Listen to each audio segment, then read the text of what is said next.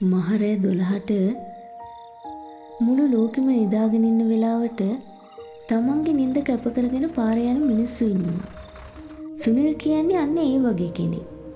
එයා තමයි නගරෙන් ඈතට යන මේ පාළු පාරේ අන්තිම බස් එකේ ඩ්‍රයිවර්. අවුරුදු 20ක් තිස්සේ මේ කළුවර පාර සුනිල්ට හොඳට පුරුදු. රෑ 12 පහ වුණාම සුනිල්ගේ මේ පරණ බස් එකේ යන්න කවුරුත් නැහැ. හැබැයි ඒක මගේ කැරුණම. හැමදාම හරියටම රෑ 12යි කාලට පරණ කනත්ත ළඟ තියෙන බස් හෝල්ට් එකකින් එක මිනිහෙක් මේ බස් එකට නගිනවා. මේ මගියා කවදාවත් කතා කරන්නේ නැහැ. කළු පාට දිග කබායක් සහ පරණ තාලේ තොප්පියක් දාගත්ත මේ මිනිහයාගේ මූණ හරිම සුදුමැලි.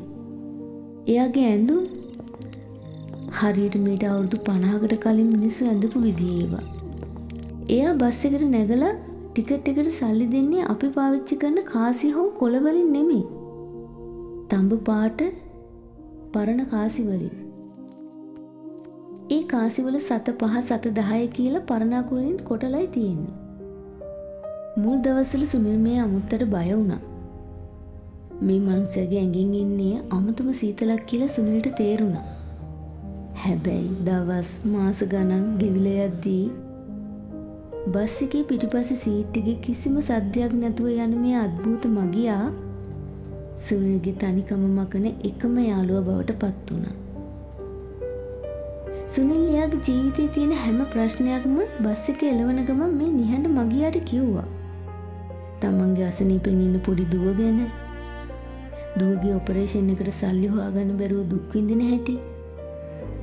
මේ හැමදේම අහගෙන හිටපු මේ අමුත්තා කවදාවත් එක වචනයකින්වත් උත්තර දුන්නේ නැහැ.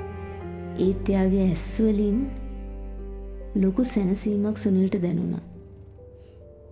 එක දවසක් සුනිල් බස් එකට නැග්ගේ ලොකු වේදනාවකින්. දුවගේ ඔපරේෂන් එකට සල්ලි ගෙවන්න තියෙන අන්තිම දවස හෙට. ඒත් සුනිල්ගේ අතේ සතයක්වත් තිබුණේ නැහැ. එදා රෑ අර මගියා බස් එකට නගිනකොට සුනිල් අඬමින් හිටියේ. අద్భుත මගියා වෙනද වගේ පිටිපස්සට ගියේ නෑ. එයා සුනිල් ළඟින්ම නතර වුණා. අවුරුදු ගානකට පස්සේ පළවෙනි වතාවට ඒ අద్భుත මගියා කතා කළා. එයාගේ කටහඬ හරියට ඈතින් ඇහෙන මෘදු හුළඟක් වගේ. මේකෙන් දුව බේරගන්න සුනිල්. එහෙම කියපු ඒ මගියා තමන්ගේ සාක්කුවෙන් ගත්ත පරණ රෙදි කෑල්ලක ඔතපු බර පාර්සලයක් සුනිල්ගේ අතින් තියලා බස් එකේ දොරෙන් එළියට බැස්සා. සුනිල් පුදුම වෙලා කඳුළු පිසදාගෙන අතේ තියෙන රෙදි කෑල්ල දිගහැරලා බැලුවා. ඒව පරණ තඹ කාසි නෙමෙයි. ඒව අතිශය වටිනා බැබලෙන පැරණි රන් කාසි කිහිපයක්. සුනිල් ඉක්මනින් දොරෙන් එළිය බැලුවා. ඒත් පාරේ කවුරුත් හිටියේ නෑ. එයා හරියටම බැහැලා තිබුණේ පරණ ඉස්පිරිතාලේ ගේට්ටුව ළඟින්. ඒ රන්කාසි වල වටිනාකම සුනිල්ගේ දුවගේ ජීවිතේ බේරගත්තා. පස්සේ දවසක සුනිල්ට දැනගන්න ලැබුණා මීට අවුරුදු 50කට කලින් තමන්ගේ අසනීප දුවට බෙහෙත් අරන් යන්න අන්තිම බස් එකට දුවගෙන ඉද්දි හැප්පිලා මැරුණු තාත්තා කෙනෙක් ගැන. එයාගේ දුවට එදා ඒ බෙහෙත් ටික ලැබුණේ නැහැ. ඒ පුංචි දුව එදාම මැරලා ගිහින් තිබුණා. ඒ මගියාගේ හිතේ තමන්ගේ දුව බේරගන්න බැරි වුණා නේද කියලා අවුරුදු 50ක් තිස්සේ පිච්චුණු ඒ ගින්දර සුනිල්ගේ දුව බේරගත් දවසේ සදහටම නිවිලා ගියා. අදට සුනිල් රෑ 12ට ඒ පාළු පාරේ අන්තිම බස් එක පදවනවා. දැන් මේ බස් එකට කවුරුත් නගින්නේ නැහැ. ඒත් සුනිල් දන්නවා එයා කවදාවත් තනි වෙලා නැහැ කියලා. සමහර බැඳීම් අපිට ඇහැට පේන්නේ නෑ.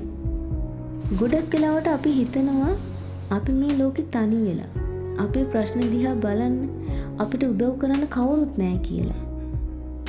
හැබැයි අර පාළු පාරේ අසරණ වෙලා හිටපු සුනිල්ට වගේම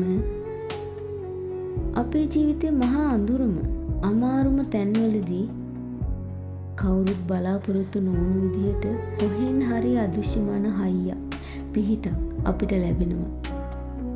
ඒ පිහිට එන්නේ සමහර විට අපි කවදා හරි කාට හරි කරපු පුංචිම හෝ හඳ වැඩක් නිසා වෙන්න පුළුවන්. එහෙමත් නැත්නම් මේ ලෝකේ දාලා ගියත් අපිට පණ වගේ ආදරය කරපු කෙනෙක්ගේ නිහඬ ආශිර්වාදයක් නිසා වෙන්න පුළුවන්. ඒ නිසා ප්‍රශ්න මැද ඔයා කොච්චර තනි වුණත් කවදාවත් බලාපොරොත්තු අත්හරින්න එපා. මොකද මේ මහා විශ්වය ඇතුලේ ඔයා කවදාවත් තනි වෙලා නැහැ. ඔයාටත් මේ වගේ කවදාවත් බලාපොරොත්තු නොවන විදිහේ පිටක් හම්බෙලා තියෙනවද? ඒ ගැන පහලින් කමෙන්ට් කරන්න.